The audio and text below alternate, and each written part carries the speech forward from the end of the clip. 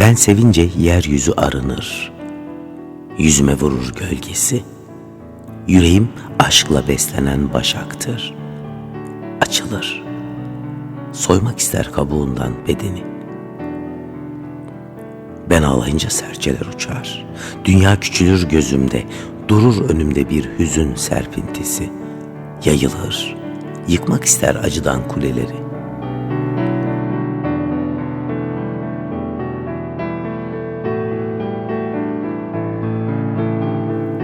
Ben gidince öfkem ayaklanır, dindiremez onu çocuklar bile.